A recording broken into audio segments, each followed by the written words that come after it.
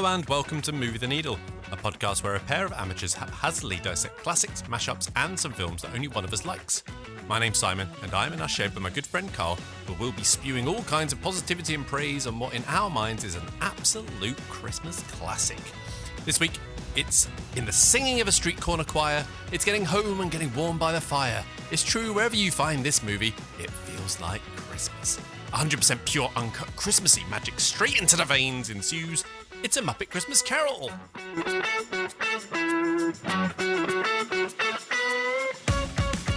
MC a double.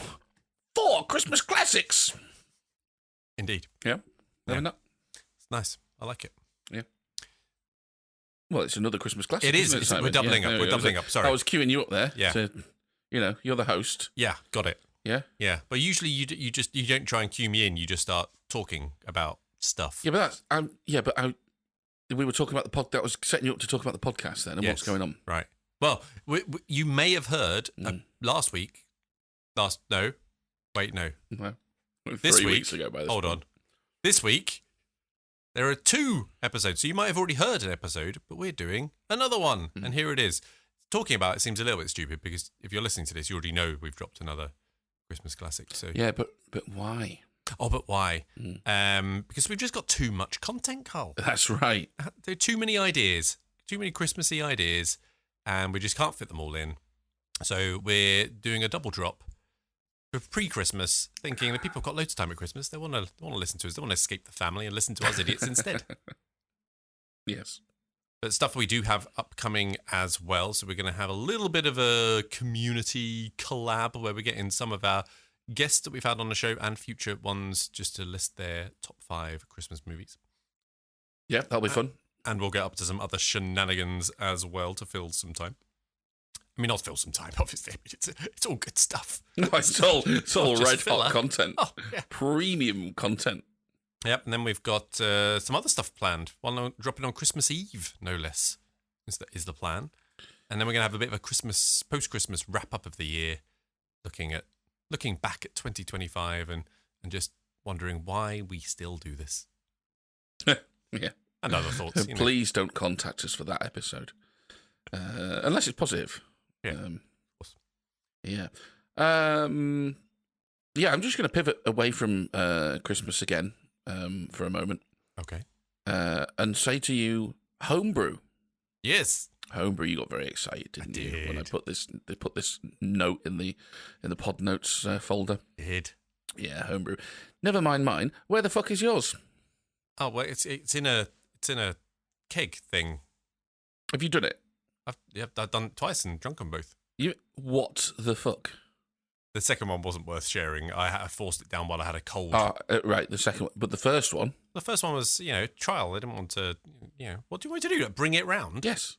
The whole keg? No, just fucking decant a bit into a bottle. I could have done that, I suppose. Yeah. I wouldn't have been able to seal the bottle, though. Have you never heard Like of a a plastic screw bottle? top? Yeah. A plastic bottle would have been absolutely fine. Okay, well, my bad. I'll get another one, and I'll give it to you then. But, I mean... Pressuring me into getting, breaking out the homebrew again, and then I remembered, hang on a minute, this cunt got one for his birthday or whatever. Where's that? There's been no hide nor hair of that. Yeah, but the first one was a punk IPA. You wouldn't be interested in that, would you? Do you know what I did with the first beer I ever brewed? Gave it to me. Yeah, shared it around. You had one. You had one of the first It was batch I ever excellent. brewed. Yeah, it's very good. I enjoy it a lot. You should do more of that. Yeah, well, yeah. That's what set this up, isn't it? I'll brew another one, and rather than just bringing it around here, I'll do it in time for when you come over for Christmas, and we can drink it then.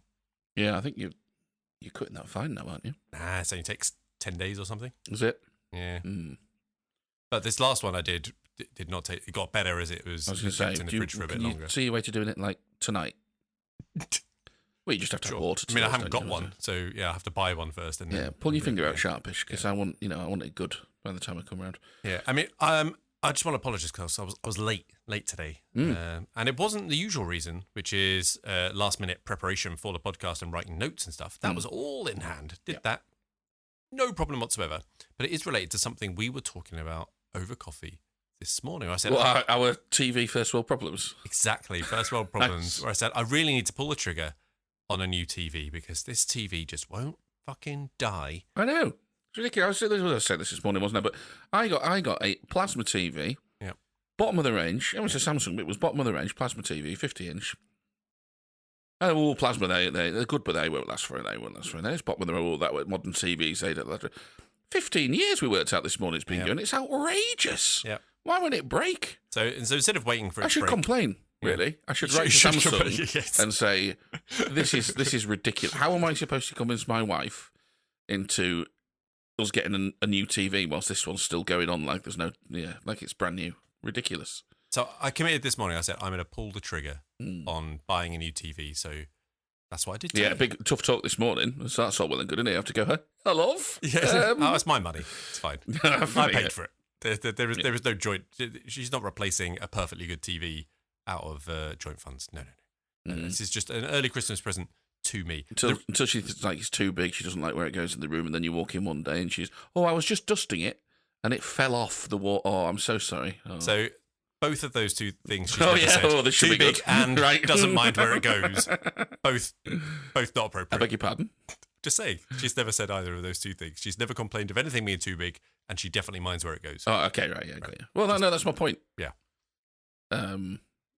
If she minds where it goes, if you put it there. Anyway, it doesn't matter. We are talking about TVs. Yes. Not your dick or handbag with your wife. Will I cut that? I'm not sure.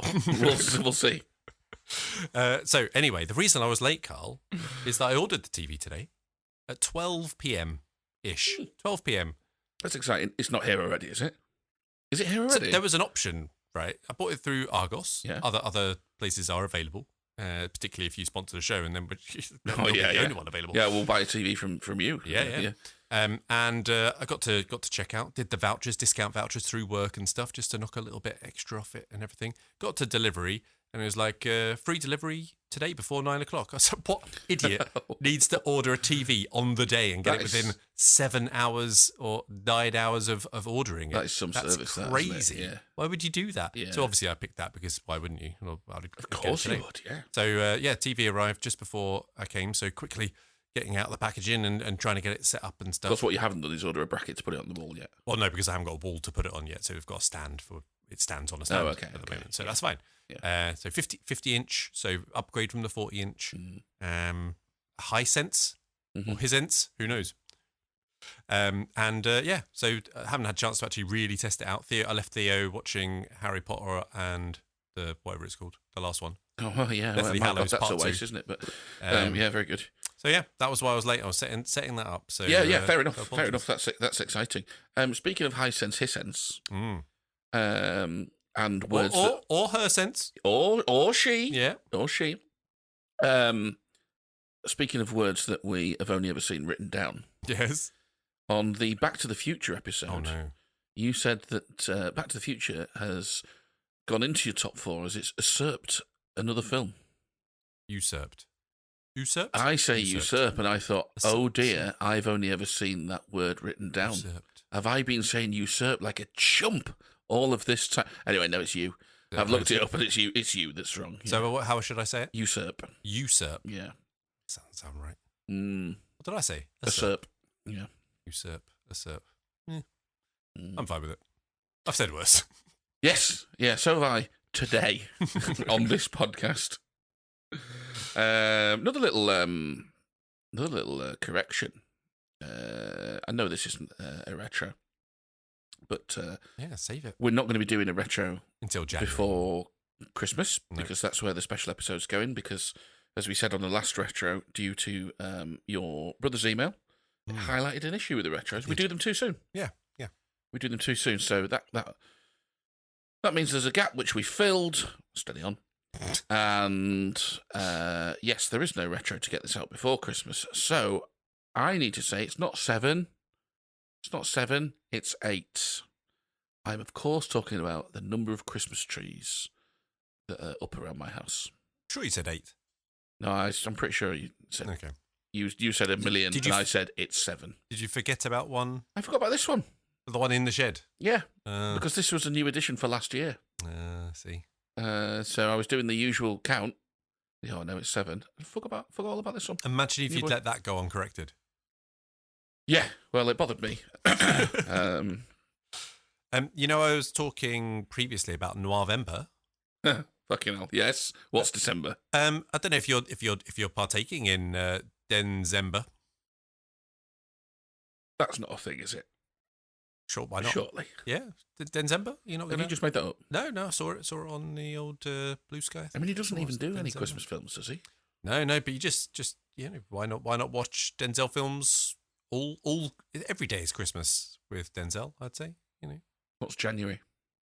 I don't know. You could have Swankury. You could just have Hilary Swank, or you just have Wankery. You just watch anything with masturbation in it. Yeah.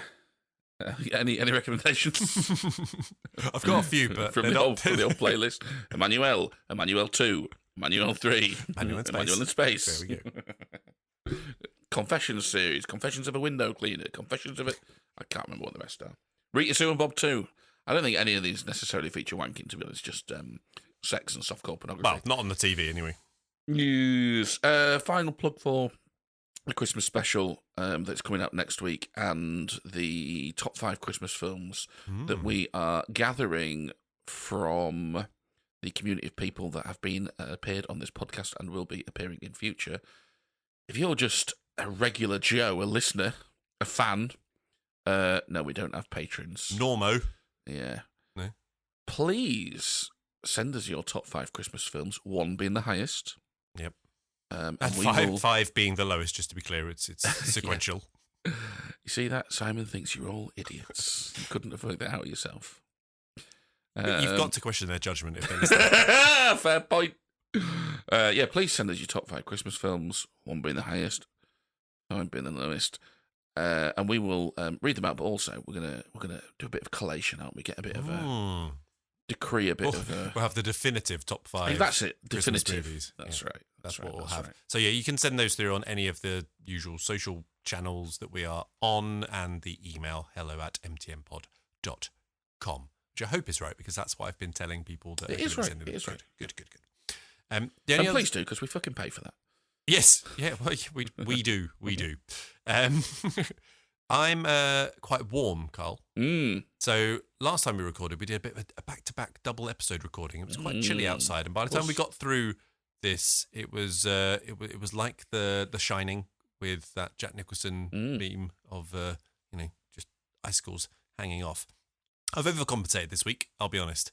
I've got thermals on. I've got some sort of dead animal inside me. Wait, no. Inside is a dead animal that is wrapped around me. There we go. Right. And it's not that cold, I'll be honest. And you're wearing, what are you wearing? Shorts and t-shirt, yeah. And a thong. Hey! So yeah, I feel quite overdressed. I'm a bit sweaty already. Well, I mean, look at it this way. You can give us all a treat and strip off, can't you? Did. Thank God it's audio. Yes, very good. I can help you cool down a little bit. Okay. With a nice cold yes, of course. beer. So if you could be kind, turn around, open the squeaky fridge, and unveil the Christmas special ale. Now, quite difficult to get a Christmas ale. Okay. Quite difficult to get a Christmas ale in the 3 shops that are within a mile of your house. Yes, that's true. But I have been to other shops over the past couple of weeks, and they're not as prevalent as you might think. Possibly because it's still November as we record this. Yeah. I feel like that's a factor. So today, I've gone for a beer that isn't a Christmas ale, but it feels like a present. Okay. Look, that was nifty. You managed to open the fridge door with your chair. Feels like a present. I'm going to have to unwrap it. No. Is it one of those Belgian beers that comes wrapped? No, it feels like a present because, it's like you're not going to be drinking these all the time. Oh, Christ. Just a bit special, Is it a special brew? No. It's a normal strength beer. Okay. But look at the size of it. It's in a tin. Wait, that is it? That's the beer? Where the hell did you find that? That can't be just... Oh, my good lordy. It is a Fax Premium quality lager beer from Denmark. Founded 1901. Where the heck did you find this? Wow, I really sensed myself Not in there. any of the... yes, where the oh, golly, where the heck did you find gosh, this? Carl, this is rather large. Yeah. I've gone into a Richard Curtis movie. Yeah. Yeah, very terribly English. Yeah, I tell you where I didn't find it. In the 3 shops that are within a mile of my house. Well Fuck done. you very much. I mean, Look, it even says at the top. a litre. It even says at the top that the collector's item. Yeah. So, happy Christmas, mate. Thanks, man. There you go. A litre of premium lager. Cheers. I would not mind that as a present if anyone's listening. Yeah. It's all right, stocking filler. Literally fills the whole stocking. All right, well, let's introduce today's film, which is, of course, The Muppet Christmas Carol. Not A Muppet Christmas Carol, which I always call it, but The Muppet I don't call Christmas it that. I call it Muppets. The Muppets Christmas Carol. Not A or the. I think I might chuck one of those in just for fun, but yeah, it's very much Muppets. But yeah, obviously that's wrong as well. Yeah. But before we get to what we each think, a quick reminder of our simple 5-point scale. We either really like it, we like it, we can't. It's like pouring a litre of beer into a tiny reindeer-shaped cup. Not that easy, apparently. It's gone everywhere. Anyway, so you either really like it, you're ambivalent, you don't like it, or you really don't like it. Just use this damp rag to fucking mop that up. So, Carl, where are you on the simple 5-point scale for The Muppet Christmas Carol? I like it. You monster. Okay, I really like it. Why do you like it, Carl? Look, this is a musical. I've literally got highlighted. Is this a rare musical that Carl likes? This is a musical, and we'll get into this in production. I don't like the Muppets. What? So we're off to a bad start. Wow. We're off to a bad start. So what's going on here? 2 simple reasons. More than once did I watch this in school. Mm-hmm. And the teacher wheeling the TV out, yes, please, always a great way to spend time at school. I'd have watched anything when they were doing that. And actually, on that same theme, once my history teacher put on Butch Cassidy and the Sundance Kid. Wow. What a legend! Yeah. I think we started it in a lesson proper, and then he was like, "If you want to finish this, come back over the next 2 lunchtimes," which I did, because what a superb film that is. So, yeah, TV lessons at school, superb. So there's that attachment, and then second reason, obviously, Christmas, innit? I'm predisposed to liking it. Yeah. So we can outweighs it. We can look past certain things. It doesn't quite But only balance to it a out. point. I like this. I can't get the whole way. Fair enough. Well, I really like this, and I think anyone who doesn't like this, I would have to question whether they warrant a place in my life. And these are the exact words that I said to my son when he said he didn't really like it a few years ago. Yeah. And it worked because now he likes it, and I get to spend time with him. That's what he tells you. Which is nice. Look, it's an absolute classic for me. I love watching it more every year, and it never gets old. It's something that I do crack on every Christmas Eve, if at all possible, or as close to Christmas as you can. Caine, I think, is absolutely glorious in this. I find it funny. I find it sweet, and the songs are almost universally at least good to very good. What is not to really like? So on to production. But Carl, how can you not like the Muppets? I don't remember the Muppets being a thing here at all. Right, and I've looked into this a little bit. Not loads, so, this could be wrong. This isn't exhaustive research. It was shown on the BBC here in the late 80s. I'm too young for that. Then it comes back in the mid-90s, but it's on Nickelodeon, and then it's on late night in the late 90s on some Sky channel, right? And no one in my school ever talked about watching the Muppets, with a notable exception, which is this film. And again, I think that's because we were shown it at school, right? So otherwise, the Muppets, I'm sorry, mate, it's Tory TV. Tory TV? If you didn't have Sky, which I'm just going to basically throw out that most of us salt of the earth northern this was folk definitely didn't, I definitely watched this on terrestrial stuff, not this film, like then Muppet Muppets, stuff. who gives a fuck? Unbelievable. I mean, what channel? I don't know. How would I possibly remember this? Again, I'm going to say this as if it is exhaustive research, but my disclaimer is it isn't. It wasn't on terrestrial TV in the 90s. I'll tell you what as well. Sesame Street. Sesame Street. No, never. I've never watched. That was on like Channel 4 or something. I never watched that. Yeah, rubbish. I never watched that. Muppets for me though. I very much. Did you have Sky as a kid? Is this what you're hiding from us? I had like cable. Yeah, well, you'd have had then, Nickelodeon then, wouldn't you? I had Nickelodeon. Yeah, there you go. Not terrestrial TV. TV. I'm sure it wasn't on Nickelodeon. I have no Well, I memory mean, of it watching was on on Nickelodeon. That's a fact. Okay, well, I have no memory of watching it. Anyway, it doesn't matter. You're a monster. That's all we need to know. Well, okay, right. Joking aside, it does matter because I think there's a demographic of kids around our age that just wouldn't have been exposed to the Muppets. Is the point I'm making there? And I was one of those zero memories of the Muppets besides this, like the show. Obviously, you know, the iconography and Kermit and Miss Piggy and stuff, and then they do that song. To be fair, the time that they were really relevant, I'm surprised that a Muppet hasn't been done for exposing themselves to a kid. So, you know. Rife on it. But anyway, let's talk about the puppetry, whatever you want to call it. I love how expressive all of the Muppets are, and how you can, with fairly fixed features that they have, they can. Yeah, I would say they're the opposite of expressive. So where are you going with this? All kinds of, you can get all kinds of expression from them through their puppetry that they do. Like Bunsen asking for money is a great example. There's the way that he kind of just uses his hand to just circle and tilt his head. He hasn't even got any eyes, and he manages to get across. Which one's Bunsen? The one with the glasses with beak. Oh yeah. Okay. Yeah. So I love how expressive they are and how they can still make you feel. In this. It was on ITV in the 70s. There you go, and reruns, no doubt. Maybe, yeah. Maybe it was reruns. It'll be reruns. Anyway, in particular, in terms of the puppetry, the Christmas close down by the rats, I think, is brilliant puppetry. What do we call it? Muppeteering. Yeah, puppetry. Yeah, Muppeteering, yeah. Muppetry. Let's call it Muppetry. Muppetry, okay. Yeah. I think it's just fantastic. And like in versions, they have now sort of removed the arm props and stuff, so that's less obvious. But I think even if you saw them, it would still be great. I also like that there's a real depth of extra Muppets in loads of scenes. Like it's not just a couple of Muppets around.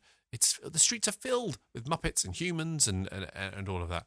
And I think that's great. What have you got, Carl, production-wise? What do you want to talk about? I mean, actually similar to my Sesame Street note. Chaotic. I thought it was all a bit chaotic. It stresses me out a little bit.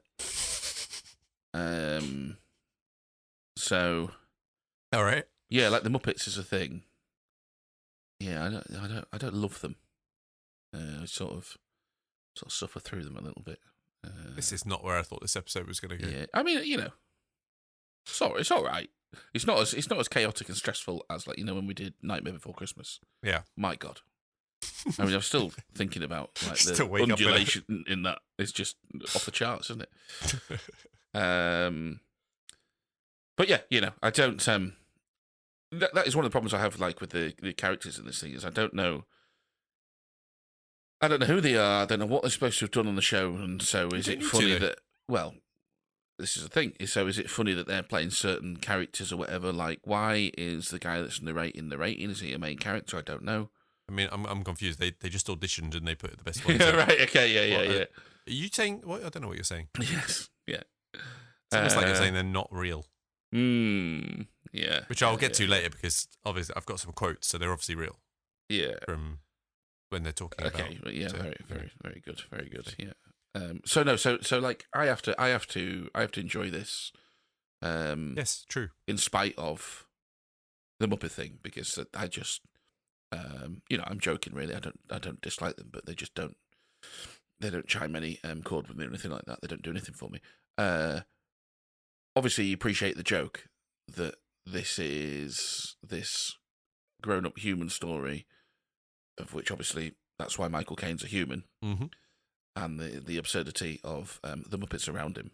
That's all fine and dandy, and you know they commit to it properly. Like the sets, despite being a little chaotic, pretty cool. And they all look like real sets, which is the point. Yeah, definitely. The music played straight down the line. I don't mean the songs. We'll come on to the songs. I mean the soundtrack. Soundtrack is played straight down the line like a proper Christmas film, sincere. Definitely. And from the very first intro of the opening credits, which is like the medley of the songs, but it gets you right in the Christmas mood. It has almost like a physical effect on me, where it's just a little grin just comes on my face because I know what's going to happen. It's very good. It's like a happy place. It's very good. Yeah. Some more like good aspects of the production, just the cleverness. So a lot of it's obviously practically done. There is some sort of animation in this, like the door knocker animation. I thought it was pretty cool and creepy. It was quite good, quite well integrated. Considering it's 1992, it's pretty good. One thing I noticed a couple of things this time, which I'd never noticed before. One of them, when Kermit and Tiny Tim are walking to the house, they're just on like a barrel. Like the barrel is just rotating and they're just moving up and down to give the aspect that they're moving. And it's just like, You see the barrel? Well, you just see that you can tell that the ground is just rotating. They're not moving. Oh, right, they're not moving forward because obviously that'd be a lot more difficult to do with puppets, right? Muppets. Muppet Puppets. And one thing I read, which I'd never found out before, the Ghost of Christmas Past, the freaky child thing. Yes, I read this. Very impressive. Yeah, the effects created by making a special puppet that was operated in a tank of water and then green screened into the movie to make it look like it was floating. Yeah, well, composite, wasn't it? I don't know if green screen's involved in that. I read composite. Is that the same thing? Don't know. We're fucking idiots. Yeah. I read that. Very, very impressive. We've said this loads of times. You've got a limitation. What can we do? And it just breeds ingenuity. And it looks brilliant. I'm going to get onto the songs now, Carl. Okay. You're not a fan of musicals? No. And I've done this properly. I've listed the songs on the soundtrack, and I've got... How many have you got? I've listened to them all, and I've gone through I went through the soundtrack on Spotify, and I've got a comment on each for you. Okay, well, great, because I was going to ask you to rank them. Okay, well, let's run through them, and then I'll rank them afterwards. Okay, all right. So, starting off with Scrooge. Scrooge, right, decent song. Yep. A minute and a half too long. Become Mr. Humbug. Yeah, it doesn't need the second verse and chorus. Oh, no, I love it. It's played... The only payoff in all of that, the only thing it does for the movie, because it does nothing for the story, it does nothing for the feel of the movie, the only payoff is the joke with the Mises. Yeah. Fantastic. They've changed from Mouses to Mises. Mouses to Mises, Yeah. And I love that because it's a world building part of it where you're seeing the depth of the world as you walk through all these different sets and you see all the Muppets and the humans interacting and all the different kinds of Muppets, all from the singing vegetables to market sellers to Mises, to all sorts, and that's why I love it, because it gets you right into it. So I've no problem with the length, as you know. One Sleep Till Christmas. You got that one? Yeah. Yeah. I've got them all, mate. Don't you worry about it. Shite. What? Hang on, these aren't in order. What do you mean? You haven't done these in order. Why? What's next? So on the soundtrack, after Scrooge, it's Room in Your Heart. Yeah, but that's not in the movie. Ah, well, I listened to that and it was shite. Yeah, that's not actually in the film. That's just on the soundtrack. And then next in the soundtrack is Good King Wenceslas. Yeah, funny story. Funny story. No one sings in that, though. For fucking years, well into my adult life, I thought he was called Wenceslas. Not even Wenceslas. I'm chucking an extra L in there. So I thought it was when Wenceslas last looked out. Good King Wenceslas last looked out. No, it's Wenceslas last. That's his name. Is it? Yeah, Wenceslas is his name. Did you not know this either? No, I thought that's what it was. I thought it was when King Wenceslas last looked out. So I've always assumed, not really listening to the rest of the lyrics, he was some sort of recluse or something. Like he last looked out on the Feast of Stephen. Yeah. Couldn't stand what he saw. Hasn't been since. Yeah, that's it. Yeah. If anyone ever breaks in, they'll probably find that his dog's eating him or something like that. Just jars of piss and nails jars 6 of feet long. piss, an emaciated dog, and a skeleton that the dog sustained himself on for a while. So Cooking Wenceslas. Anyway, for that one, I've written down the classic Christmas Carol fare. Solid vibes off that one. Solid vibes. One More Sleep Till Christmas. Here we go. Yeah. Shite. What? No, shite. Which is really annoying. Marley and Marley. Oh, no, sorry. One Sleep Till Christmas. How is that possible? It's Kermit singing. Yeah, which on its own is a problem. There's because only one more sleep till Christmas. Yeah, funny for a line. Haha, he's got a really annoying voice. And then, oh my God. It's a season to be jolly and joyous. Yeah. La, la, la. Borderline unbearable. Marley and Marley. Yes. Good. The kid in me found that funny. I'll be honest. Adult me can still be found going, we're Marley and Marley. Ooh. Yeah, definitely. So, yeah, that's good. That's good. Interesting. Chairman of the board. I mean, that's not in there. Shite. Okay, that's fine. Well, listen to it, shite. When Love Is Gone. Yes. Shite. Well, is that in the movie that you watched, Carl? I don't know, mate. I listened to the soundtrack through afterwards to do this. So that is the one that's been cut in the 1992 theatrical release. Wasn't in there, but it's reinserted into the Disney Plus version. It probably was in. Put in there. It probably was in. Yeah, no, awful. And then what was that one? When Love Is God. When Love Is Gone. When Love Is Gone. Yeah, it feels like Christmas. Feels like Christmas. Shite. It feels like Christmas. No, really annoying. And then I stopped writing a lot of them down because they were all shite. Thankful Heart. Bless Us All. You missed Bless Us All. Yeah, but that must have been shite then. Thankful Heart. Meh. I'll spare it the shite because it does at least get the mood right. It annoys me. It's not great. I don't think it's great, but it does at least get the mood right. Yeah, that's one of the least memorable ones I find. But yeah, but it's the ending scene, isn't it? When we're all like, and you've got to listen to the least memorable ones. I mean, I would say after the I just forgot what it was. Oh, okay, right. And then do you know what you did there? You just forgot what it was. Just threw out a lie. Yeah, you just threw out a lie, a brazen lie. In a way, least memorable because I couldn't remember what it was. But now it's in my head. Yeah. So how long did it take you to remember it? Not very long. It mainly involved me thinking about it. Yeah. That's so I knew you were going to ask me about the songs. Yeah. So I did go through the soundtrack, and I've got to say a lot of them I don't think most of them I don't think are very good. There's a couple of memorable ones in there. I do like Marley and Marley. Yeah. I think Scrooge is all right, but it's too long.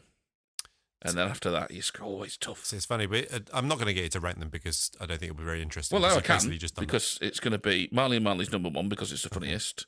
Right, yeah. Scrooge is number two, but it's too long. Yeah. And then number three is the one at the end because it gets the mood right, even if I don't actually love the song. Yeah, and Michael Caine's a bit ropey in it. Oh, but he's fantastically ropey. That's why I love it. It's committed. It's fine. It sums up his whole performance. Brilliant. And then the rest are just, varying shades of Doctor. I mean, I'll tell you what, our episode in January for Mashflix is going to be great.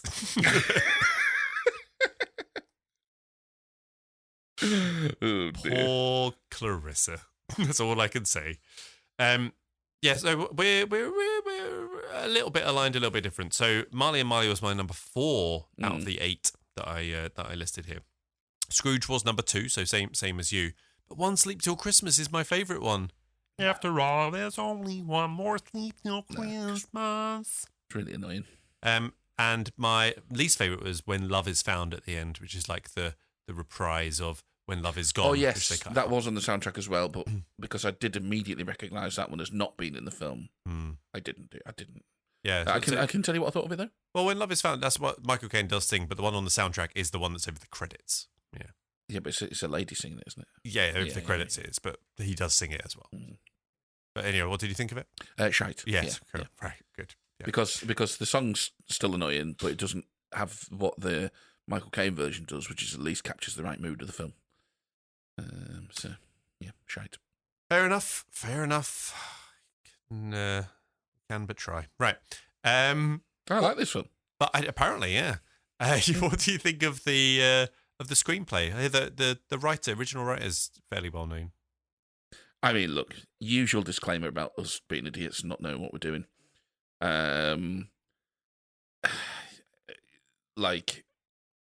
Yeah, I mean, fine. It's difficult, isn't it? Because you're adapting from C. Dickens.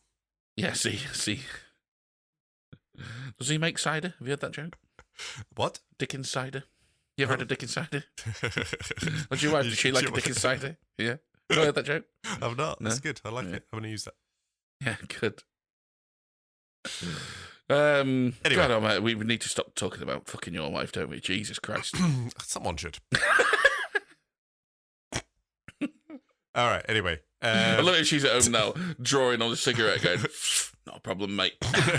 Love that you've started this podcast hobby. Out the house 2 nights a week. Lovely. So, obviously, this is adapted from a classic, but it's the best adaptation I've seen. They're not short of adaptations of A Christmas good Carol. point. Yeah. When you say adapted from a classic, what are you talking about there? Christmas Carol. Yeah. That's the book. Yeah, so you're talking about from a classic book. Yes. Right, okay. Yeah, like a classic. All right, it's not the best adaptation I've seen. No, what's the best adaptation? The Alice of Sim version. Okay, fair enough. Well, it's black and white, so you think it's shite Is automatically. that like 1954? Yeah, something like that. Something like that. But I agree, it's a good adaptation. Yeah. So it captures the essence of the story. It doesn't stick to it, 1951. Oh, that's pretty close. Captures the essence of the story. Doesn't, let it get in the way, though. Still adds the distinct Muppet flair and eccentricity, which I like. And they obviously add in a lot of good Muppety lines and make me chuckle throughout as well. And I'm going to be going through all of those lines beat by beat as we literally replay the plot. That's good, because I have not got a line plot. What do you make of the length, Carl? Right. I've got some thoughts here. I actually think, hear me out. I actually think it's a little long. Hour 29 full length. Yeah, it's not long. I know that. And I'll also say it doesn't feel particularly long. Mm. Yeah, it's not like it drags for that hour 29. But it is still feature length, right? Yeah. So it is still a commitment. Yes. And I think, and this little bit at least reflects the difference in where we're coming from. When you think about what it is, like it's a twist, it's a one joke. No, it's a Christmas Carol. Yeah. It's a one joke. Are you going for Oliver Twist there? Yeah. Is that what you're going for? Yeah. Okay. It was solid. That was Yeah? That was fine. Yeah, okay. If you're happy with that. It is a Would you want more? I mean, have you got more? More? Oh, yeah, that is quite good. I'll give you that one. Yeah, well done. That's good, because I was going to cut that bit out, but I will leave that in now. You've earned that. Thanks. I might even put you a little round of applause in here. Humbug. It's a one-joke movie on a story that you already know. Right? The one joke being, isn't it funny that there's Muppets in this series? Yeah, okay. No, but that is the thing. Yeah. If the point of the film was for us to watch the Muppets in an adaptation of Charles Dickens' Christmas Carol, you wouldn't put humans in it. Right? Were the humans in the Muppet Show? Yeah. They had like famous guests like Sly Stallone and No idea, I never watched it. Yeah. Yeah, that was kind of the whole thing. It's because you get these big actors coming on, well, not necessarily actors, stars coming on, and then it just everything goes fair enough. crazy. I guess that doesn't necessarily argue against what I'm saying. Like the point is you put in real people in the world of the Muppets, and it's funny because it's absurd because they're in the world of the Muppets. Yada yada yada. So that's the joke that underpins the whole thing, and then you already know the story. Okay, if you can get this, unless you're from north of England circa 1985, I should say, then you've fucking no idea what the Muppets is. Yeah, if you can get this under an hour, I think it works a lot better. I think you can then bang it on in a variety of different circumstances that you can't do. You just cut out the songs, wouldn't you? No. You wouldn't cut out the song. You can't cut out the songs because, again, the joke then falls flat because it's like, oh, it really just is these fucking puppets in an otherwise serious and earnest telling of the Christmas. You need the music for the mood. I just don't like it. No, but I think of it like, like the Snowman and Father Christmas. Yes. A lot shorter.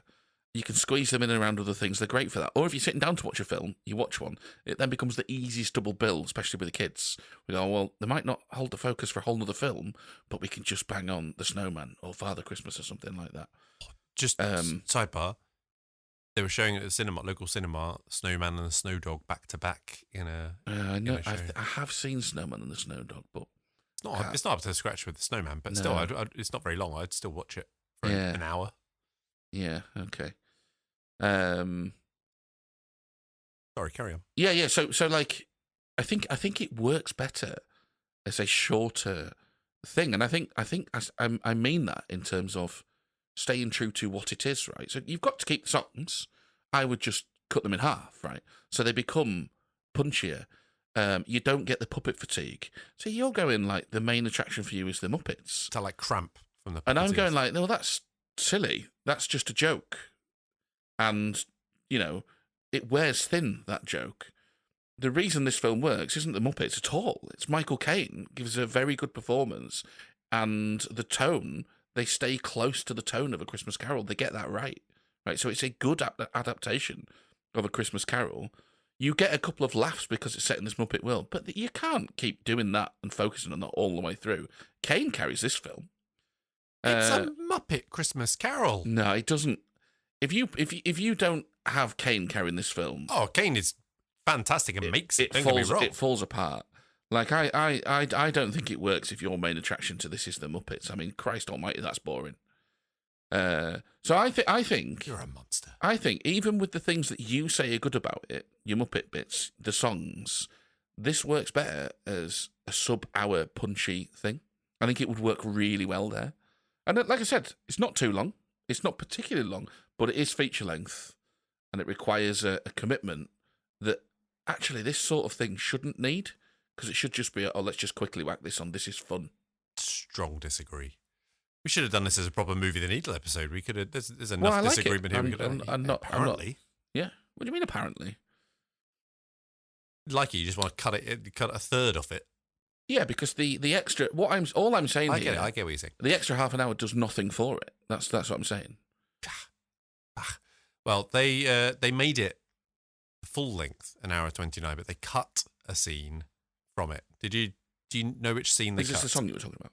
So it's a song. It's when in the Christmas past where Scrooge is watching his younger self essentially get dumped by his girlfriend, fiancé, I saw that. Yeah, whatever. I saw that. Yeah, that was in the version. And then there's a song which essentially is her breaking up with him, and then there's everyone crying basically. In the theatrical version, they just cut that out, so it goes from they're talking. And then it's straight to everyone's crying and in tears. It's a very strange cut that doesn't sit right. The song, I'll give you this one. It's not the best song, and it does go on too long, but it is needed for it actually to get a bit of the emotional hit for that one. But that takes it up to the hour and 29. But anyway, it's a terrible editing job. But yeah, and particularly as the song is reprised at the end with the different words. No, but again, like it doesn't matter because everybody already knows the story. Yeah, no, I don't care, but it's a bad editing job. No, and I get that, but like, if you're sitting down as a film critic to appraise this in its own right, you might say that, and that might be a very valid observation.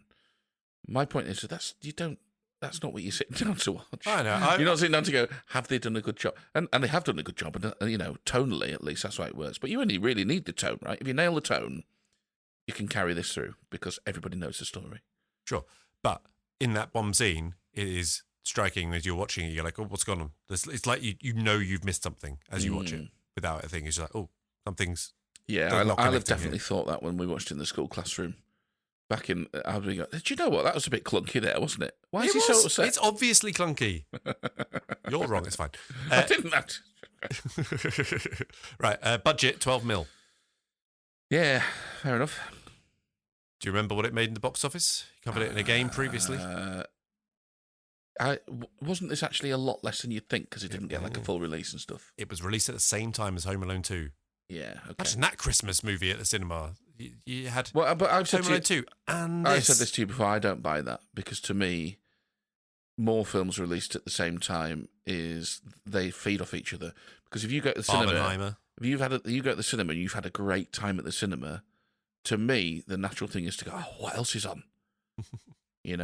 And you go, oh, well, I'll go see that. So, well, maybe. But if you are, tight for cash and cinema's not always the cheapest outing, you can pick one movie, then that might be the movie that you go see as when you take your kids to and spend a fortune on the cinema. So yeah, it could have an impact. Anyway, it made 33 million from a 12 million budget.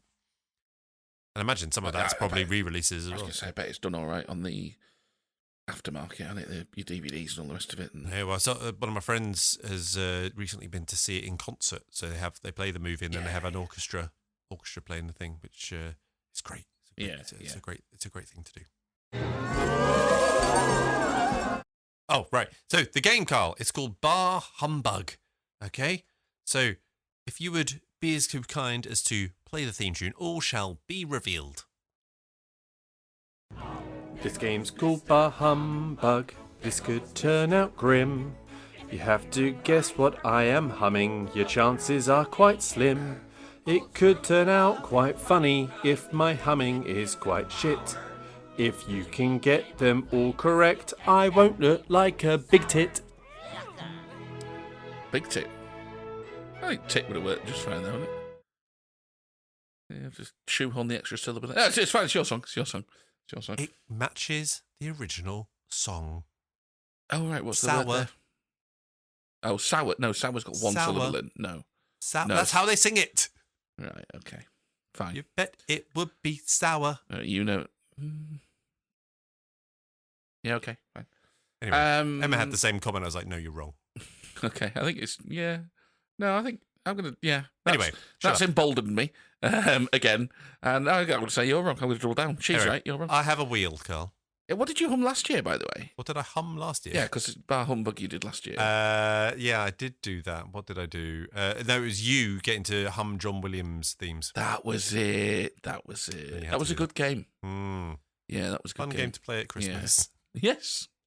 Somebody's monetized that and put that in a board game somewhere. Sure. It's called Humbug. Yeah, I would think so, yeah. There were two M's, though. They're missing a trick if they didn't. Two M's? Why would they be two M's? I don't know. That's what it is, though. HUMM bug. What, there's actually a game? Yes. Right, okay. Yeah. You think I come up with this shit my own? Yeah, I thought you didn't know how to spell humbug then at that point. No. But apparently somebody doesn't know how to spell hum. Yeah, anyway. Although Hummingbird's got two M's. I never knew that.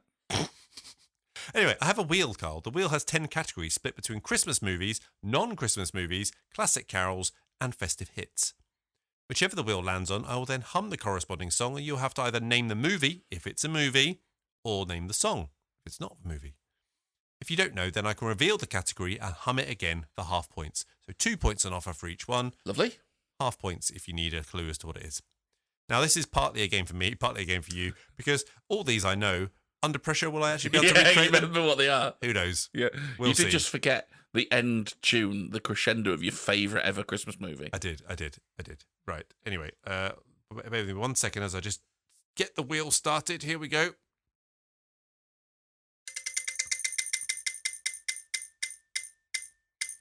God, it's a really long wheel. That's what he said. Yeah. I don't know how it works, but okay, you ready? No, I'm the humming, not you. Do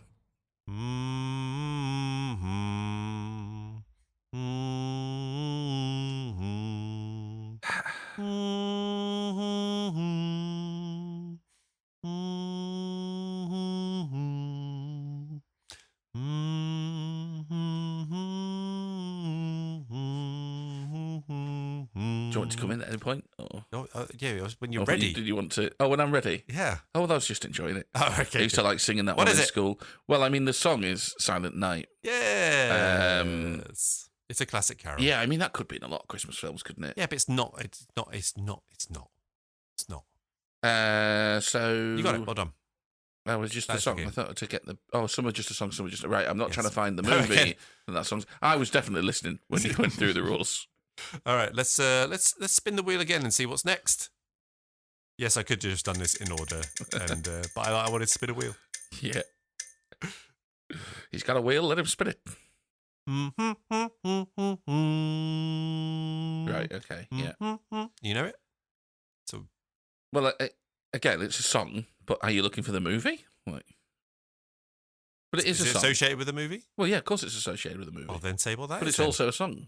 Well, say what if it's associated with the movie. Right, it's the Snowman. The Snowman, yes, walking in the air. Do you know who sang that? Not Aled Jones. Yeah, but do you know who sang it? No. Peter Orty. Come on, where's your Christmas trivia knowledge? Who cares? Right. Somebody will point out. They'll go. Actually, it wasn't even Peter Orty.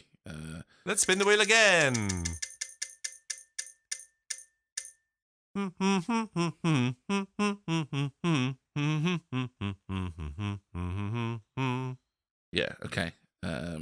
just had a thought then as you had that long pause. Usually it was something like that. I'll go, well, I'll cut those pauses out. What I might do in this case is I might put some in to make it look like you've just forgotten every song. I was just deciding where to come in on this one. Yeah, beg your pardon. Indeed. It's the Pogues, the Fairy Tale of New York. Correct. Yeah, so that was festive hit. Okay. Next up, we're going to spin the wheel again.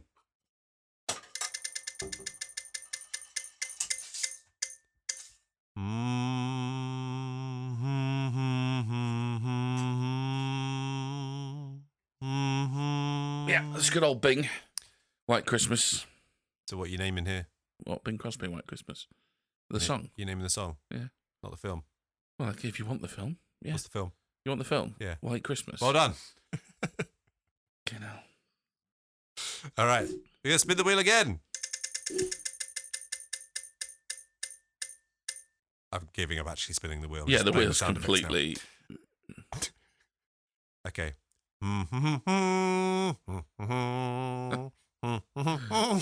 That's not a Christmas film. Right. There is a choice of Christmas movies, non-Christmas movies, there is classic non-Christmas carol, movies. and festive hits. Why is there a choice of non-Christmas movies? Because it's fun. That's Indiana Jones. Yes. Well done. Okay. Spin the wheel again. You were giving up on the wheel. I'm doing the sound effect for the wheel. I'm just going to pick them.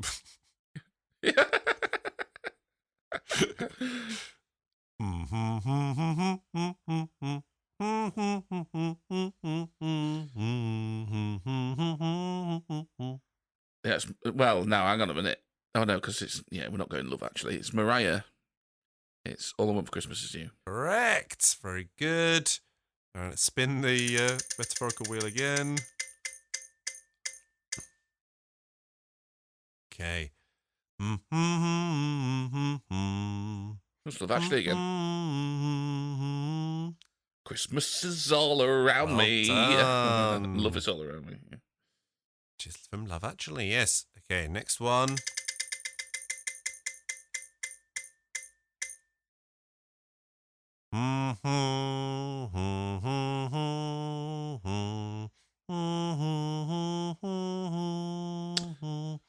Yeah, it's Oh Come On You Faithful. Oh, yeah. Well done. Okay, last two. Which one's it going to be next, though? Sorry, if you wanted me to jump in, I could have got some of these after like the second note or something. Oh, well, maybe you should. Then you should get points for speed. I just thought you want... Yeah. It bodes well for me that speed impresses you, etc., etc.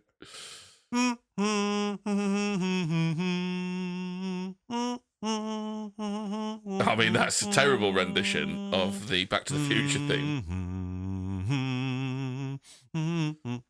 It's actually Back to the Future 2. No. Right, oh yeah, okay. Yeah. And then last one, I'm going to spin the wheel anyway. Just yeah, you committed. Why not? Committed to the wheel. You ready?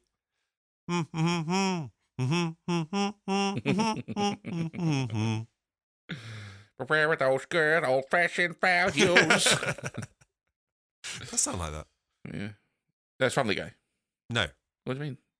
I thought you were joking. What? Oh, is it actually not that? It's not. Oh, it's fucking rocking around the Christmas tree. What do you mean from? What movie is it? Well, really synonymous Home Alone, with? isn't it? Yes. I'm going to give you points for that. Only because that means you get 20 points, which means I win the game. Oh, That's you why win Humming's because so your humming good. was good. Your humming was very good. And obviously I've done categories for these, Carl. Yeah.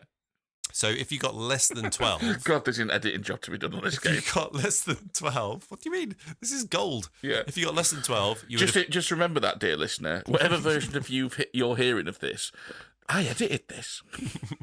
It was worse than this. So if you'd got less than 12, you would have got the category of Humpty Dumpty. Very good. Yeah. If you got 12 to 16, it would have been Humble Pie. Yeah, nice. Yep. 16 plus, or 16 to 20 would have been, or 16 to 19 would have been Humvee.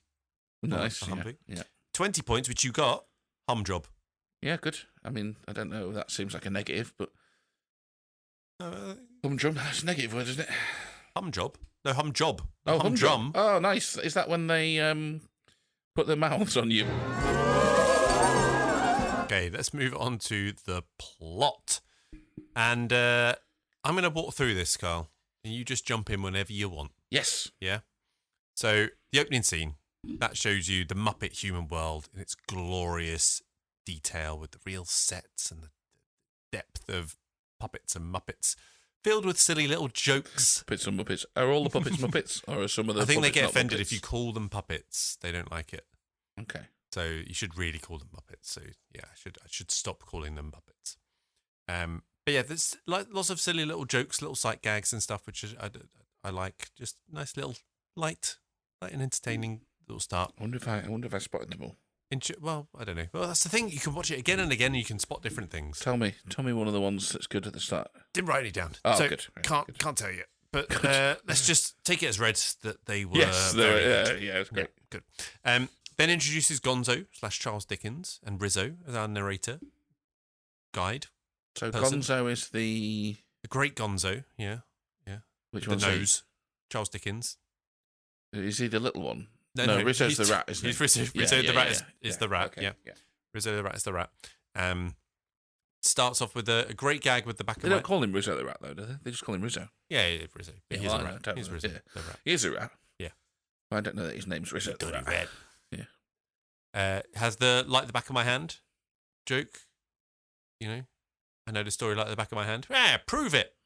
Well, there's a freckle on the thing. That's good. Yeah, that's good. Solid. Yeah. Then you get intro to Scrooge in the first song, which Good. It's good, but too long. You Yeah, say. it's just too long. Yeah. Perfectly introduces him as a character. Like if you didn't know what A Christmas Carol was and you had no background references, children may not, right? Catchy as hell song, very good. Yeah. Even the vegetables don't like him. I mean, that's how you can tell what he's like. That's a line in the Yeah, film. okay. Yeah. Is that in the second verse? There's just not in the song. It's just in the background. Go. Even the vegetables don't like him. Yeah, right. Okay. And then you get the mouses doing the Oliver line. Please, sir, I want some cheese. Is that an Oliver line? Oh, please, sir, I want some more. Yeah. So Right. a little Dickens in there. Okay. Yeah. Yeah. Yeah. Fine. You like a little bit of Dickens in there? Don't you? Only if it's cider, mate. We've Yeah, been through this. And then we go to Scrooge at work. Mm. In that cold, unforgiving building with Dickens and / Gonzo cleaning the window with Rizzo, just picking him up and doing like it. that. All Yeah. good fun. Then My kids they don't. I've noticed this a little bit with older films. They don't laugh at things they should do. My kids. they just go, that's funny. No, they like it, right? They watch it, they're entertained, but they don't laugh out loud at things they should do. And that I laugh at now and that I think I would have laughed at when I was a kid as well. Yeah. It's like this generation's broken. Yeah, we're not helping. No, God, no. So Scrooge at work anyway. So you have the rats with their frozen assets. Our assets are frozen. Yeah, that's funny because they mean us. Yep. They might be my favourite collection of characters in this. The collection of rats. What do you call a collection of rats? Oh, I don't know. Plague? Is it that on the nose, you think? I don't know, it might be. Probably not. And then you have the introduction of nephew Fred, another human. Yes. What do you think to Fred? I know we'll get to him in casts. Yeah, I like Fred. So I watched Colony, Pack, Mischief, Plague is also unacceptable. Swarm as well. Yeah. Mischief of rats. I mean, that depends on which film you're watching, doesn't it? Yeah, I like Fred. I like the actors playing Fred. I watched last year for the first time Disney's The Shepherd with John Travolta in. Okay. That's a short. That's about 40 minutes. Mm-hmm. Loved it. I think it's really, really good. And one of the characters in there, and I'm going, where do I recognise that guy really? from? And it's Fred. He plays Fred, yeah. Stephen something? Yeah, I don't know. We'll get to it in cast. Yeah. Some other good lines in that from Rizzo and the rats, where Fred has a go at him, and then he's speechless, and then Scrooge goes on the rig round. Yeah, not quite speechless. Nice little line. Rizzo acting as a bellow. Is it a bellow? With the fire. Yeah, it's a bellow. Yeah. Yeah, To get the fire going, joke. goes a little Good physical gag there. And then we have the Bunsen and Beaker chuggers come in, trying to shake him down for some money at Christmas. Yeah. I mean, must be the first year, etc. Yeah, fine. Must be the first year. Yeah, I mean, you're not going to go back to him, are you? After Oh, right, yeah. Because the story says, like, oh, at this time of year, these people always do this. Yeah. But I presume this must be these particular people's first year. Yes, sure. Because Makes they seem rather surprised. Which, I mean, have they never obviously watched weren't a there for the Christmas Carol first. They before? weren't Do they there not for know the, what Scrooge they is weren't like? there for the first song. That's the problem. Yeah, that's right. They just saw that first song. They were off shaking down some other poor song. That's it, yeah. But anyway, that's he talks about decreasing the surplus population, which is then obviously called back later. There's a nice little callback line for the Ghost of Christmas Present. But then you get the little carol singing rabbit. Penny for the song, governor. Mm. And the look of hope when the door reopens on his little face, and then he just gets a wreath thrown at him. You not feel for the little rabbit? Yeah, fine. You can come in at any point and Yeah, say it's all fine. Yeah, Yeah. good. And then the closing down for Christmas, which is pretty magical, where they're trying to get the day off for Christmas. The whole day? No, that's the frog's idea. No. Mm. That little background bit of the rats. Yeah, it's fine. And then you have your favourite song, One More Sleep Till Christmas. After all, there's only one more sleep till Yeah, very Christmas. annoying, that one. Very annoying. You have the rats slapstick doing all of the closing down, splatting against the windows, pulling down the blinds, with the books. And That's fine. Yeah. And then you have the ice skating, penguins ice skating, and then Kermit gets involved with the ice skating as well. Yeah. I'll be honest, mate, when there's a song and I tune out. There's nothing really singing then. They're just When's kind the of doing ice it. skating, then? It's just it's a break in the song as they are. There's just music in the background. Yeah. Anyway, then we get to Scrooge's house. Mm. I'm regretting going through the whole plot. No, it's good. Line by line. Yeah. Okay, fine. It's about to get good. Right. Okay.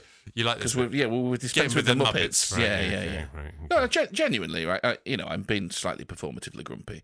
Genuinely, I mean what I said at the start of this. Zero attachment to the Muppets. Didn't watch them as a kid. They're fine, but they do nothing for me in this film. I genuinely like the adaptation of A Christmas Carol that they've done in here. Michael Caine is excellent, which we'll talk about. And I do like the joke of it being in this silly world. Mm-hmm.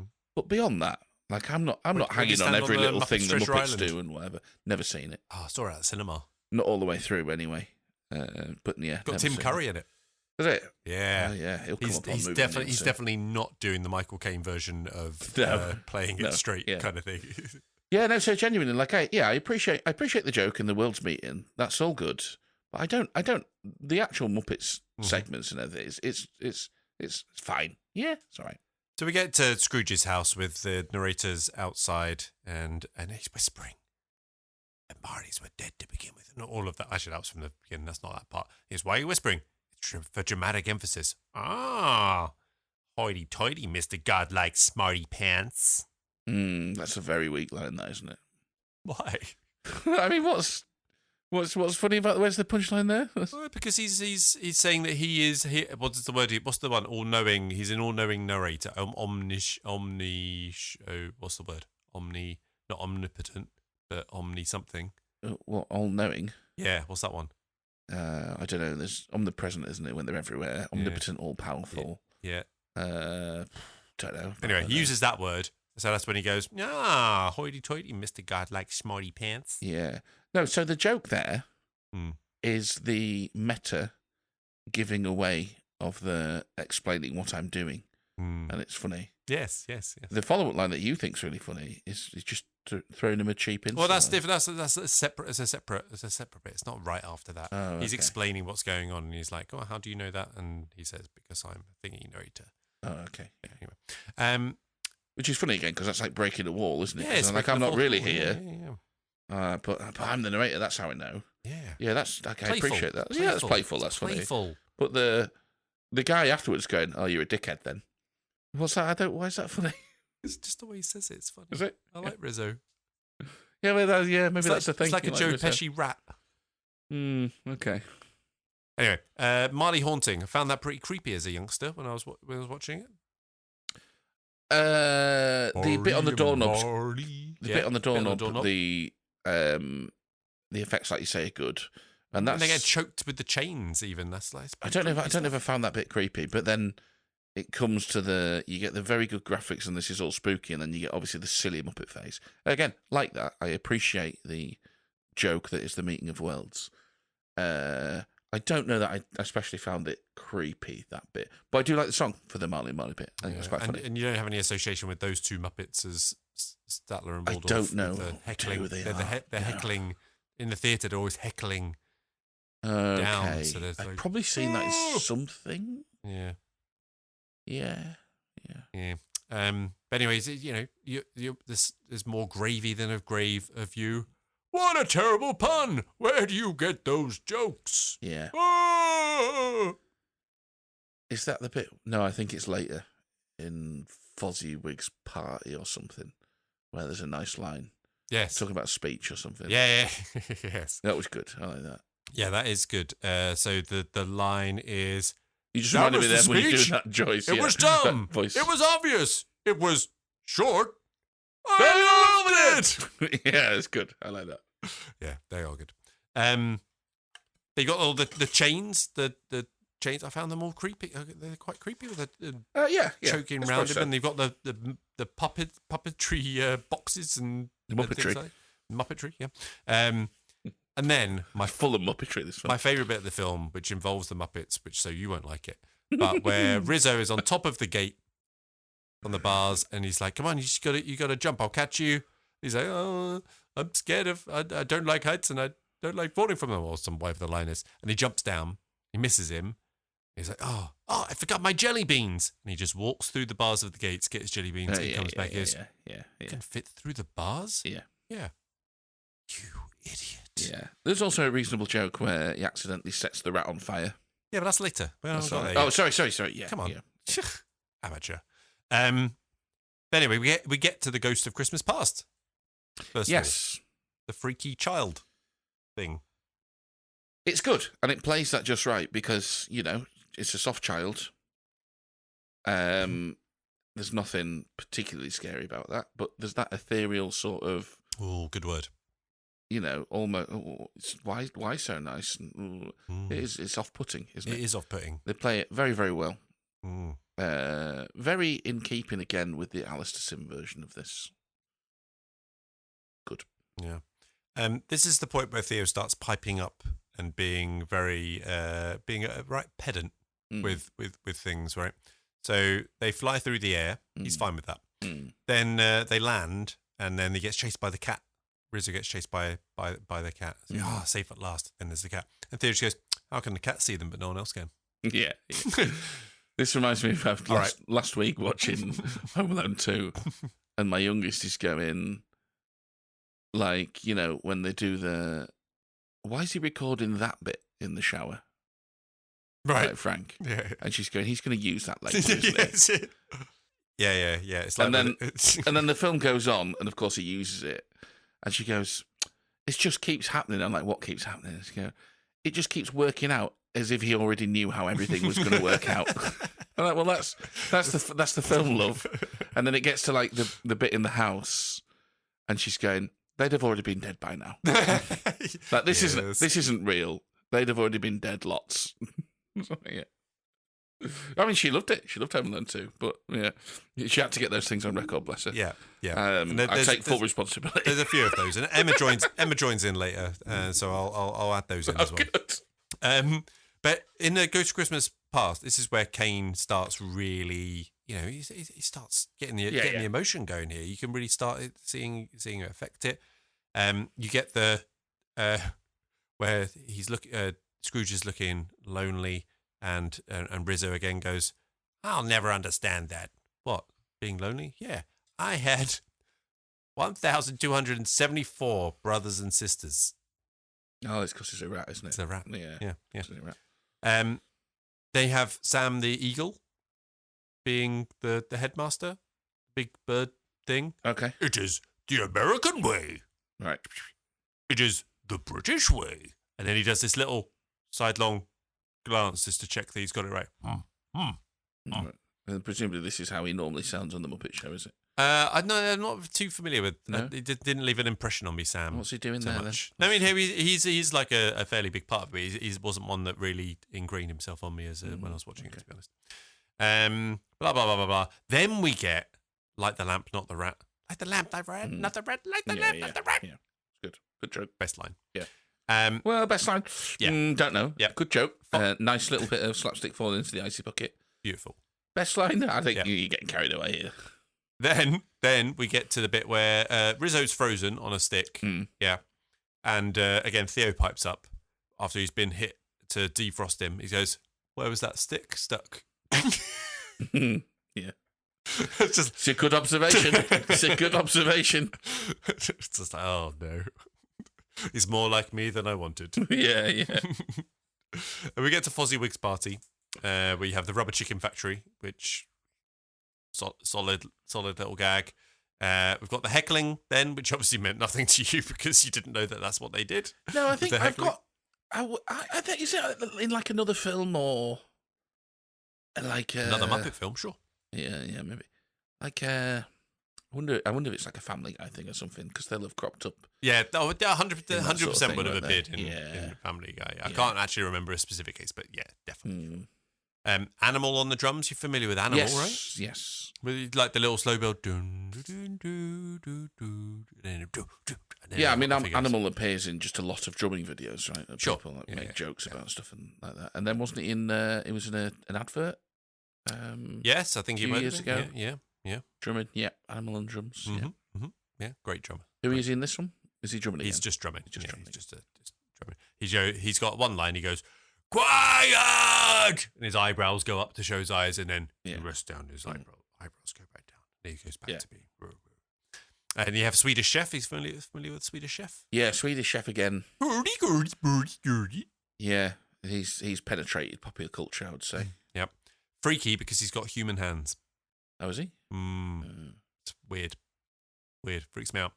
But anyway, Rizzo goes, forget it. Mother always taught me, never eat singing food. Yeah, nice line. I like it. Right. Where are we now? I just moved the thing. Blah, blah, blah, blah, blah, blah.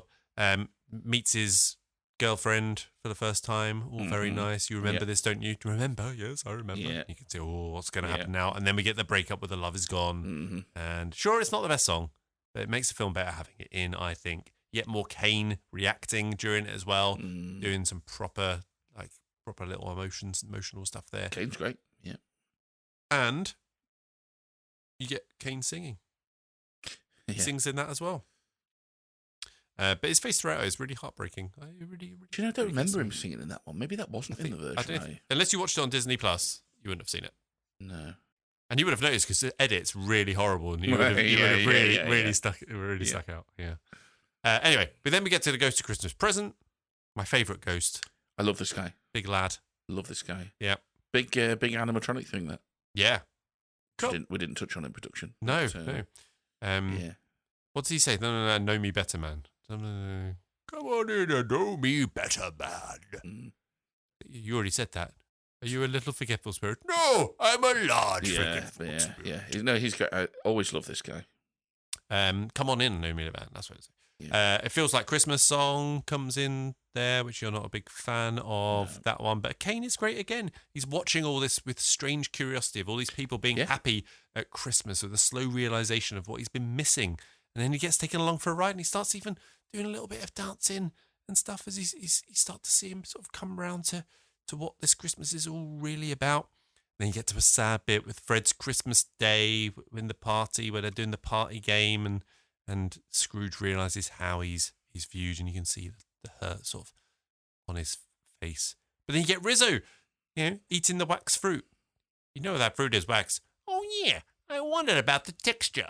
I like Rizzo. You might be able to tell because I like all his lines. It's very revealing, this, because I've seen this film a lot. I don't remember any of these lines, and I watched it yesterday. And then we go to Bob Cratchit's house. Finally, Kermit gets his time to shine. We have Tiny Tim. But first, we've got Goose. With Rizzo down the chimney, dancing on the cooking goose. We have Miss Piggy being introduced, trogging the chestnuts down there as well. And then we get Tiny Tim being so cute. See, I don't hate every child actor. If they're a Muppet, it's fine. It's fine. Now, this is where Emma chimed in. So we've got Miss Piggy. Yeah. We've got Kermit. Yeah. And we've got 4 children. Why isn't he some sort of mutant? 2, yes, exactly. Why is there no half frog, half pig abomination? Yeah. Was her actual No, word. you remember we did a little thing on this at one point, didn't we? What would that be called? Did we do this? A frig? A frig. Or, if it were the other way, a pog. Oh, did you used to have pogs? Yes, I did have pogs, yeah. Love yeah, pogs. Yeah. Oh, I tell you the other thing I really kids liked. have pogs nowadays. I tell you the other thing I really liked. Go-Go's. Do you remember Go-Go's? No, I didn't have Go-Go's. Go-Go's were What good. Go-Go's? They were like these little sort of figure things, like different sort of monsters that you could collect. And then there was like a game you could play where you'd throw them at each other and then whatever was knocked off its feet, yada, yada, yada. But the joy, of course, was in like the collectible sort of thing. Yeah. But yeah, similar to that. Pogs. I basically went straight from like Tamagotchi to football cards and stickers to Pogs. Yeah. And then, and what was after that? I don't know. Disappointment. Sort of heroin, beer. Collecting beers. Sex and injurious drugs, I think that's where you go. Yeah. It's a gateway. Yeah. What was the first thing? TV? Tamagotchi. Yeah, that's right. Tamagotchi, Pogs, sex and intravenous drugs. Yeah. That's where we go. Yeah. Tazos as well. Don't forget the Tazos and the crisps. Collect Tazos. Yeah. What Tazos? If I recall correctly, they weren't completely dissimilar to Pogs, but Tazos. Yeah. Well, it rings a bell, but I can't place them. Anyway, so we have the toast to Mr. Scrooge. I'd like to toast Mr. Scrooge, the founder of the feast. Fucking bootlicker. To Mr. Scrooge, he'll be very merry and happy this day, I have no doubt. No doubt. And then you get a Tiny Tim song. Bless us all. A sweet little song. Yeah.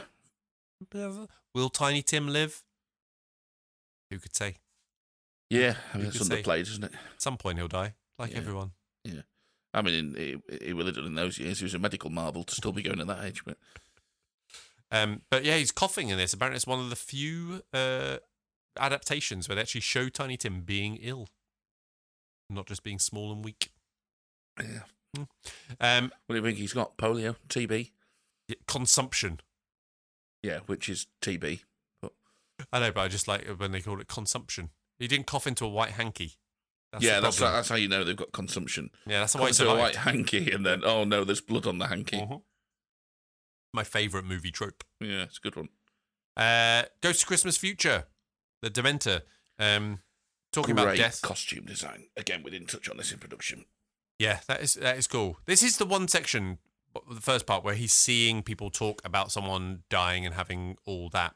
I feel like it's a little bit redundant. He's already kind of learnt his lesson by this point. You could get straight to Tiny Tim dying part to really just knock on. You could knock a few minutes off there. I don't think it's necessarily needed from that. But you do get the spider. Oh, Mrs. Gilbert is still warm. With the blankets. And then we get to the finale. Christmas rooster time, girl. I just think it's incredible how like the level of detail you've gone into in the Muppet sections, and then we get to a Caine section and you go, and it's the Ghost of Christmas Future, and then we move on back to the Muppets, and it's just like, because it's a Muppet Christmas Carol. I am completely the opposite. The opposite. Caine is amazing, right? Don't get me wrong. We'll get to that in cast. We'll get to how good he is. But yeah, I know that. But for me, the joy of this film is in that it manages to be a sincere yet playful adaptation of A Christmas Carol. Yes. A Muppet Christmas I know, Carol. and that's the thing. You are like, but Muppets! So I watch this and I go, because I like A Christmas Carol, I watch it and I go, this is a nice version of A Christmas Carol, and there's some other shit happening. And you're like, man, I love that other shit. It's all together. You can't have one without the other. It's all needed for it. That's what I think. Anyway, you get to the Christmas rooster, Carl, where you get the little rabbit going off to find the Christmas rooster. Off he comes back. Beaker, he donates some money finally. Beaker gives him his scarf. We get the Thankful Heart song, Caine singing, which is ropey as hell, but it's so good. I just love how he just commits to it. He knows he can't sing. He's just going. He can hold a kind of a tune. But not, it's nicer than if they'd have auto-tuned it to fuck and all that sort of stuff. Exactly, I like it. And then you get a little sight gags as well with the ear trumpet with Fozzie Bear, old Fozzie Bear, sort of shaking the present next to his ear trumpet. Yeah. I said to my wife when he tosses the money down to go get the turkey, the Christmas rooster. Yeah. I said to my wife, I could have sworn that is the Cockney accent. The Cockney, like, well, you there, boy? What day is this? Why, today, sir? It's Christmas Day. And He's I'm American, like, right? And I'm like, is that not? What, hang on, is that he's done? Have got no? He's American. Yeah, he's American. I'm like, well, where does that come from? I could have sworn that was from probably this in film. every other adaptation. It probably is, yeah. But like in my mind, today, sir. Yeah. Today is Christmas. Yeah. Why today, sir? Yeah, but no. There you go. Why today, sir? Fuck off. Yeah, he's a little rabbit. Then we get to the Cratchit house with the great fake out that he does as well. We get this little serious face on. He's like, Bob Cratchit. Yeah. And so, Bob Cratchit. And so, Mr. Scrooge. And so, Bob Cratchit, I'm raising your salary. Yeah. And I'm going to raise you off the pavement. I like Miss Piggy. And then... Gosh, she's annoying, though, isn't she? Oh, yeah. I mean, she's hard work, but she's a goer. I mean, again, I don't know. I think my thing would have been the Santa Baby song they did. That would be where I most know from. But I like that because yeah. 54 convertible to light blue. That's always funny. The Muppets 12 Days of Christmas is a great song as well. What's that one go like? Well, it's the 12 Days of Christmas, but it's just the Muppets doing it. But it's great. Oh, okay, yeah. But yeah, it has Miss Piggy doing the Santa Baby is also good. She's good. And then he graciously Scrooge offers for the Cratchits to join him for Christmas dinner. And Miss Piggy to cook the whole fucking thing. Yeah, that's right. Yeah. Just like, I'm sorry, what? So you've just brought me a massive turkey and about 50 people to feed. She looks like she's at home in the kitchen, that girl there, doesn't she? Hey? She doesn't look happy. Et cetera, et cetera. Yeah, so yeah, she wasn't exactly tickled pink. She was unhappy there. And then Tiny Tim, who did not die. Which I love that. Yeah, that's quite funny. Yeah, don't mind that. And then the turkey looks a bit like the Christmas Vacation turkey. Yes, I thought exactly that. You're gonna carve it out. It looks so perfect and glazed. They're gonna carve it. It's dry. It's dry. Yeah, I thought exactly that same thing. Which, by the way, is testament to what a great scene that is in Christmas Vacation. That would have been good because Christmas Vacation was before this, right? 87 Christmas Vacation. That would have been a fantastic little tribute to it. It was 87, wasn't it? Yeah. It would have been a fantastic tribute to just opening this turkey and doing the same thing. 92. Oh, fair enough. Yeah. No, you're right. Yeah. Wouldn't that have been good though? Oh, yeah, it would have been. Yeah. That would have brought you on side even more. So, but it sort of flies in the face of the. It does. Yeah. Yeah. Of the old redemption arc, but no. Yeah. So my plot notes. Oh yeah. Classic. I like A Christmas Carol. I watched that Alistair Sim version as a kid, probably 7 or 8, and it was scary. Right. And I've always because it was in black and white. No. It's a good film. It was a scary version, and I've always enjoyed revisiting the story in its various films. And this one's nice because it still captures some of that scariness because of Caine. And especially got a the bit ghost. of a look of him, hasn't he? Yeah, he has, and especially the ghost at the end. So it gets that across, and it gets the tonal balance really, probably perfect, in that it manages to maintain that element of the story and the sentiment behind it, but also you've got some lightheartedness and the silliness of it. So it's good. It's not their story, but they stay pretty faithful to it. I like it. In my head, Alistair Sim, is that what you're saying? Yes. Yeah. He is a cross between Ken Dodd and Michael Caine. Yeah, there's a look of Caine in this movie because he's bald. Yeah, and he's got like the... Yeah, there's a look of the Alistair Sim Scrooge about him. Is there a bit of Ken Dodd about him as well?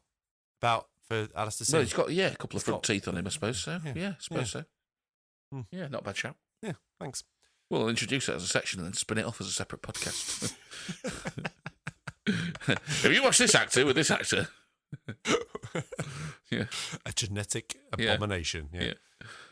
Alistair Sims sort of going, must have been something I ate. Well, I'll tickle them. What are you talking about, Alistair? What are you fucking... Anyway, for anyone who... Did Americans know who Ken Dodd is? Probably not. I fucking doubt it. I would say Google it. Don't. What do you mean he's talking about his tickle stick? What the fuck is it? Don't Google it. You don't need to know. It's best you don't know. Okay, we move on to the cast. And the leads. It's Michael Caine. He is the lead, which is why I spoke about him so little in the plot. But Michael Caine, Ebenezer Scrooge. From minute one, he plays this straight as a die, absolutely committed. He's not playing alongside Muppets. They're just little actors. Superb. With men up their arseholes. Or she. Yeah. But probably men. Yeah. Let's face it. Is this his best role? I was just going to ask you that. Is this his best acting role? I was just going to ask you that. I'm struggling to think of another one that's this good. The problem is that you haven't seen any old films, have you? Well, this is fair. I've seen Alfie. Oh, okay. You have seen Alfie. Right. Yeah. I've seen The Italian Job. Oh, you have seen The Italian Job. Well, you've seen 2 more old films than they gave you credit for. Yeah. What am I missing beyond that? Where's it's difficult though, right? Because I've seen Jaws 4. As a sort of as an actor, so he did like a lot of sort of action films and stuff. He did like the Ipcris File, and that had a couple of sequels. That was with the famous glasses, isn't it? Ipcris File, isn't it? That's right. Yeah. And then that's where my name is Michael Caine. Yeah, and that's right. I'm a nosy neighbour. Yes, it is. I love that sketch, by the way. I observed Mrs. whatever her name is from number 4 fall and injure herself. 3 days she laid there unattended. I can't remember what the actual sketch is. That's a Far Show, isn't it? Or was that Harry Enfield? It's Harry Enfield and Chums. Yeah, absolutely brilliant. That. So. Anyway, Michael Caine. So he did stuff like that, right? And I don't know if he's using all the same chops that he's got here. He's probably definitely got sort of more memorable performances, perhaps, that he would point to. But as a lead, yeah, maybe. He says that this is his most memorable performance. His is almost his fair enough. His thing. Fair enough. And he petitioned for this role. Oh, he really wanted it. He really wanted it because he never got to appear in the Muppet Show because he was in tax exile. In the US. God, yeah, he loved that, didn't he? Yeah. So we get back to his Jaws 4 story. Precisely. I've never seen the movie. Well, I've seen the house it paid for. Yes, yes, Michael. I've heard your interviews before. Get Carter was the other one I was thinking. Get Carter. I don't know if I have seen that. My brother got that for Christmas one year on VHS. My brother got this one year. Yeah. VHS. Yeah. And I can't remember if I watched it. I would have been very. And I've never bloody seen it. But I can't actually remember if I did watch it. He was opposite Connery in The Man Who Would Be King. He was the one that was quite a big deal. Battle of Britain, of course, he has a bit of a. It's an ensemble piece, that, but he has a significant role in that. But yeah, I don't know. Zulu, of course. Oh yeah, I've not seen Zulu. But again, like as an acting performance, I think it might be this. Yeah. So he campaigned for this. So he got his agent to hound them because he'd moved and he found out it was filming in London. He'd moved back to London and he really, really wanted this part. And then when he got there on day one, or probably in pre-production, he said to not Jim Henson because he's dead by that point, Brian Henson, that he's going to play this dead straight and that he's not with a load of Muppets. And Brian Henson was like, I love that as an anecdote. Great. I would put good money on it being the director that turned around and said, Michael, we want you to play this dead straight. What is it? It was his first directing gig as well, Brian Henson. Yeah. As well. And Caine was absolutely surprised. Crucial to the story that much like whenever we had a guest on the Muppet Show, as you tell me, you play it straight. Otherwise the joke doesn't work, Michael. They didn't say that to Tim Curry, though. Did they not in Treasure Island? And then Caine on the old after dinner circuit has gone, how's it paid for? And then into the next anecdote. And I said to the director,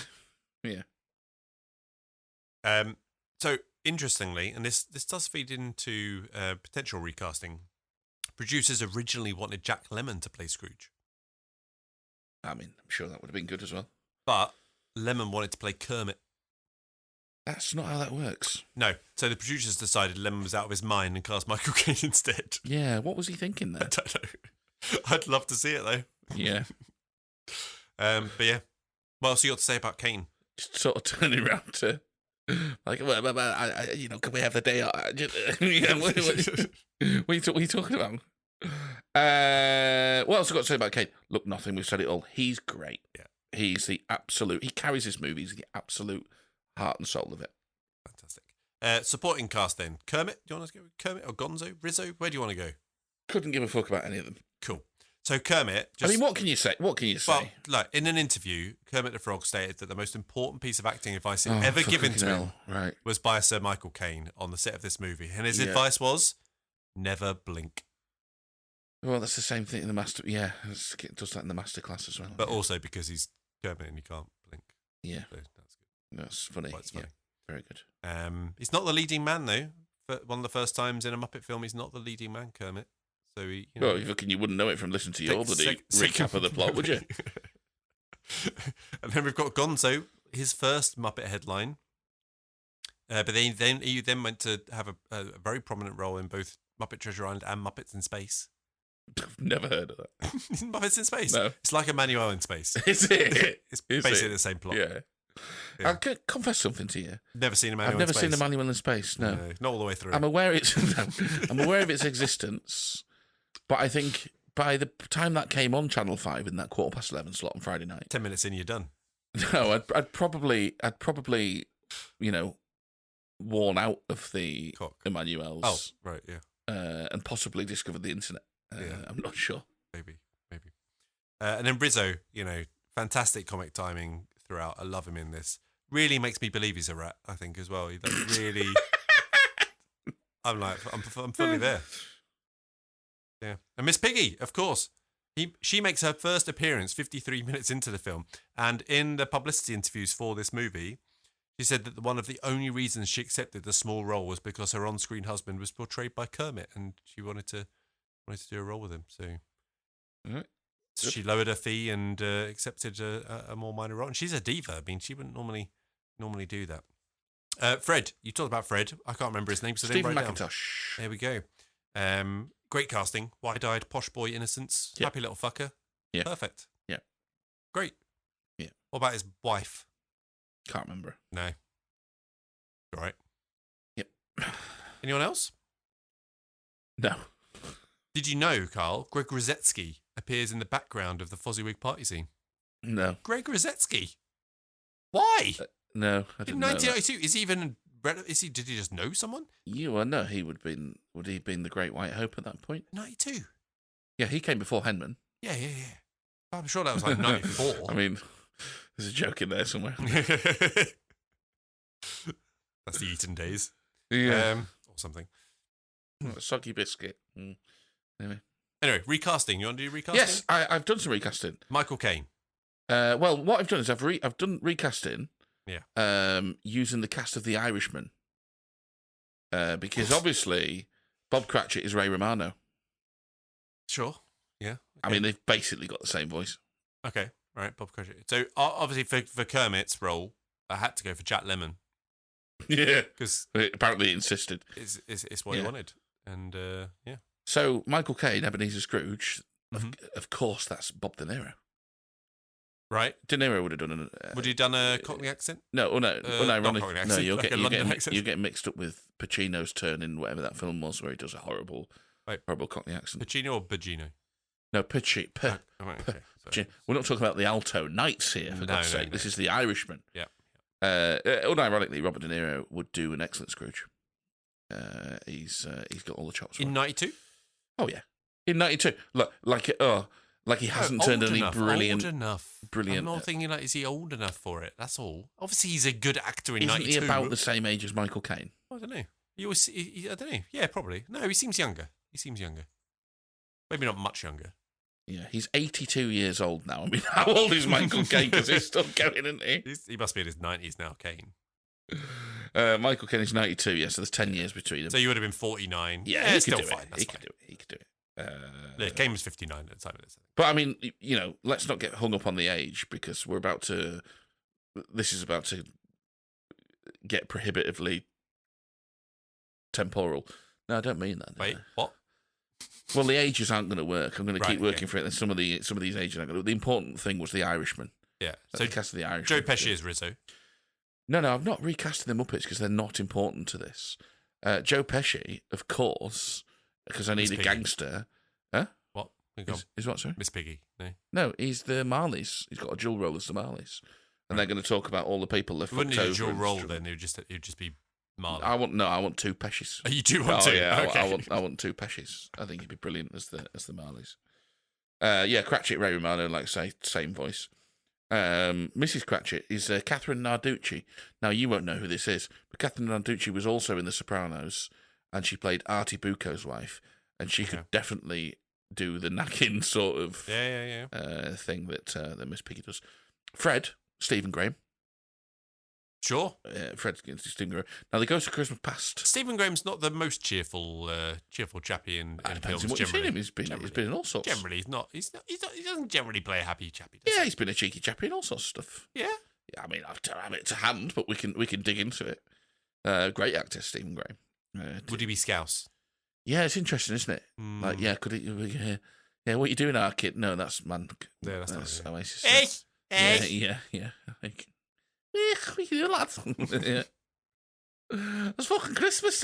Yeah, why is he swearing? It's a fucking workhouse. Yeah. Workhouse. Yeah. Who's going to do some fucking work? Yeah. It's Christmas Day. Let him have the day off, you shite. Yeah, all that good stuff. Maybe he would do it. Huh? Maybe he would do it, Scouts. Where are we? Tiny Tim, the daft little kid, Jesse Plemons. Right. Okay. Cool. Yeah. You see him simple, thick, like the daft kids. Yeah. Yeah, this is an older version of my notes. Not sure how PC you're being there with the daft kids. What do you mean? What do you mean? What the full Jesse Plemons is daft, mate. Yeah, He's simple. Yeah, the little one we look down on. Isn't it cute? Yeah. What's wrong? No, it's fine. Carry on. Yeah. You go for it. Yeah, I don't know what's going on with this. I've got a previous version of my notes here. I want Al Pacino as the Ghost of Christmas Present. Big performance. Big. Okay. Yeah. Big performance from Al Pacino. I'm having Harvey Keitel as the Ghost of Christmas Yet to Come, right? And you won't see his face. He doesn't have any words. But at some point, he'll just pull down the hood and he'll be in full gangster regalia, and you'll be like, "Oh yeah, I'm about to get whacked here," sort of thing. When he points to the gravestone. All right, yeah. You just fucking pull down the hood and it's just Harvey Keitel ready to like off you. I'm just imagining Pacino. I'm still with Pacino. It took me a while.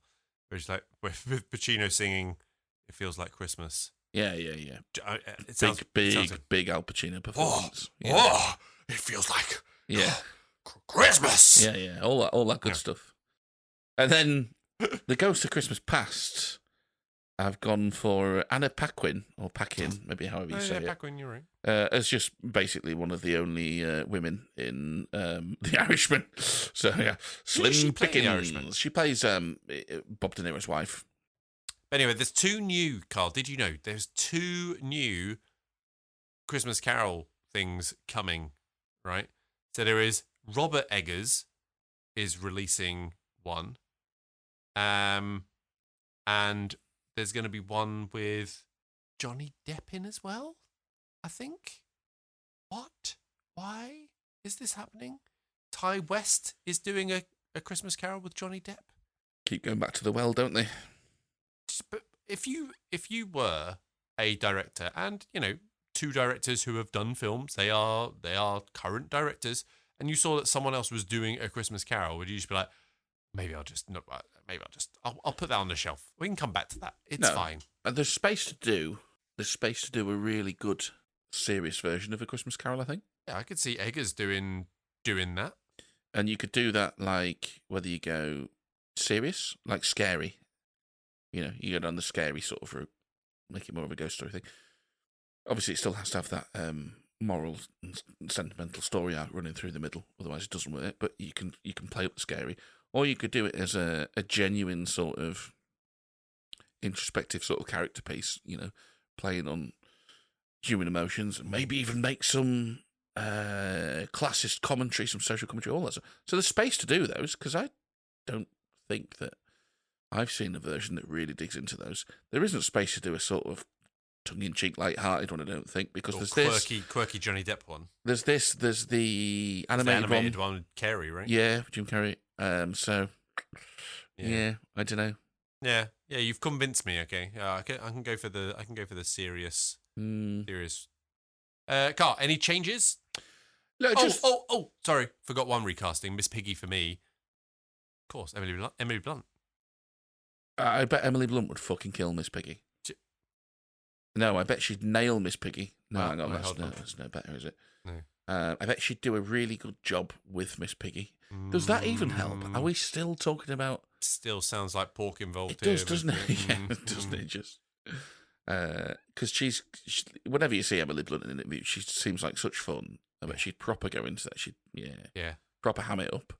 Which I didn't mean to make that pun. It's good though. It's not bad, is it? It's good. Like halfway through the word ham, I was like, yeah, oh, it works. Oh, yeah.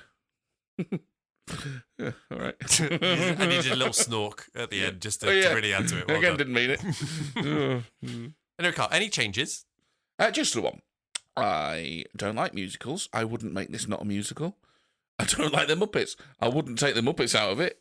Because that's not going to work, is it? Just Michael Caine solo, It's just not on gonna work, a is it? soundstage. I appreciate what that's all doing for the mood and the style of it. I appreciate the joke, even if I, am so not interested in all of their particular bits and pieces.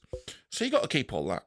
I do genuinely think that making this sub an hour, making this shorter, serves this better.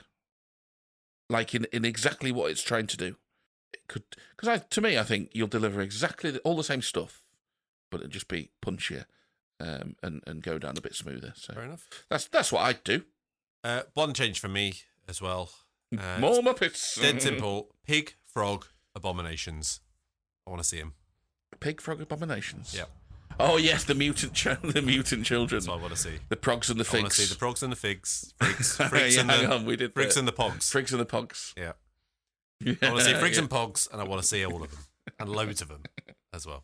All right, Carl. Is it still a classic for you? Is it a classic? Are you happy it's a classic? It's a classic. Yeah, yes. Undeniably. And has your needle been moved? Have I managed to get you up from a like to a No. Look, my needle's been moved on you. I honestly thought this was going to be you absolutely gushing over this. And I was going to be like, oh, Carl loves a musical. But I still have to suffer through the musical element of it. You're consistent, if nothing else. I just don't care for the Muppets one way or the other. But it is a Christmas film. It's a good Christmas film. And I like it. Fair enough. Okay. You got anything else, Carl? No. Well, then that is all we've got. So if we moved the needle for you this week, or even if we didn't, please do rate us, follow, subscribe, and give us a 5-star review wherever you're listening. It really does cure the algorithm to get out there to a larger, humbuggier audience. Our Bluesky, Instagram, and Twitter is MTN Movie Pod. Our YouTube channel is at Movie the Needle. And you can find our page on Facebook and some occasional TikToks at movie.the.needle. All details, as always, in the show description. So please follow and comment wherever you are. It really does help us. Join us on Christmas Eve for a special child-friendly episode where we inexplicably involve our children in the shameless endeavour and try not to say Humbug. Or Humbug. Goodbye and merry fucking Humbug. you cunt.